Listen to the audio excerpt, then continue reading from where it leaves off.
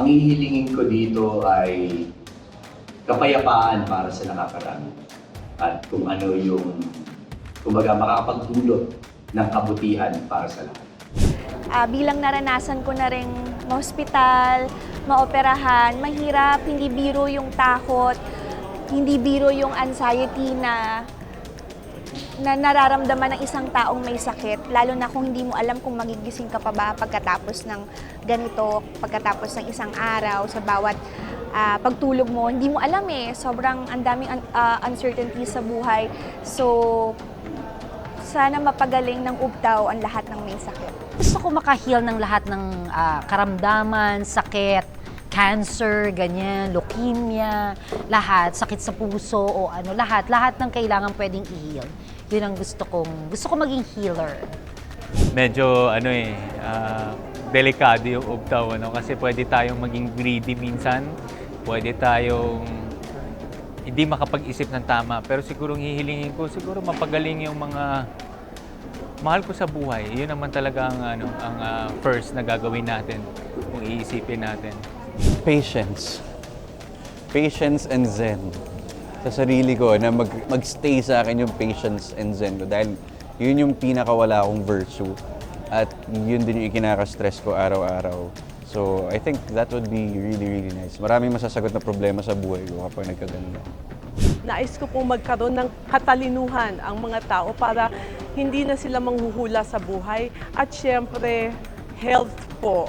Health na mamamaximize nila yung buhay nila, pero syempre hindi naman eternal. Pero at least yung kahit papano, they can live their best life.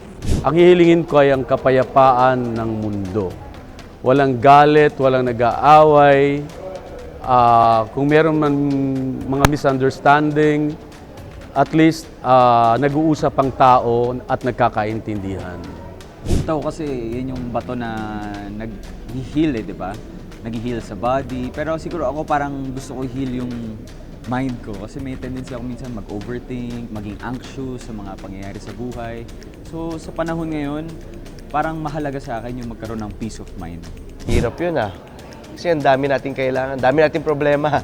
Siguro healing properties para ma-maximize ng kada tao ang kanilang potential sa buhay nila. Na walang humaharang na kung ano man sakit niya. Kung mapapasakin ng ubtaw ang hihilingin ko, siguro matupad lahat ng pangarap ng mga tao. Kasi alam natin yung mga pinagdadaanan natin bago natin makamit yung mga pangarap natin. Mabigyan ng mga chance, ng opportunity, ang lahat ng tao. Hihilingin ko na magkaroon ako ng healing touch. Kahit na hindi ko siya hawak o hindi ko wala sa katawan ko ang ubtaw, gusto ko manatiling healer. Ang hihilingin ko ay sana mapagaling niya ang lahat ng mga may kapansanan sa isip, yung mga may problema sa utak, sa pag-iisip, sana mapagaling lahat ng mga taong may sakit. So I think I would ask the healing of siguro yung bansa natin na magising na yung tao at we can finally have a common vision kasi medyo nakikita naman natin kapag nanonood ka ng news o nanonood ka ng iba-ibang TV show kahit online, masyadong self or very subjective points of views already that's been happening, and I hope one day we can all reach a consensus, diba? Isa lang naman ang gusto natin is progress, and hopefully that's it. Ang hihilingin ko sa kanya na huwag nang magkasakit ang mga tao sa mundo. Siguro kapayapaan sa buong mundo. Yun. Kapayapaan dito sa Pilipinas at kapayapaan sa buong mundo. Off the bat, ang hihilingin ko is magpagaling ng mga lubhang sakit. So actually, number one sa isip ko, cancer. So yun ang hihilingin ko. Yun, yung magkaroon ng lunas ang nakamamatay at nasakit na cancer.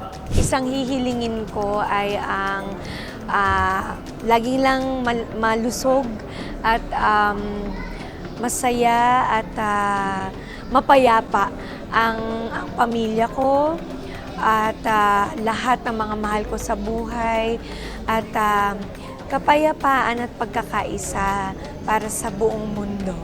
Yung ubtaw yung nagpapagaling, no? Kasi perfect naman na ako, wala naman akong karamdaman bukod sa pasma ko, no? Siyempre, siguro yung traffic sa Pilipinas. Yan ang gagamutin ko kasi ihiin ako so dami kong stopover. So yan ang papagalingin ko sa ubtaw. Siguro gusto kong ma-meet si Lolong sa totoong buhay, yung crocodile talaga. Sana magaling yung character ko. No, aside from that, ma-heal lahat ng mga may sakit.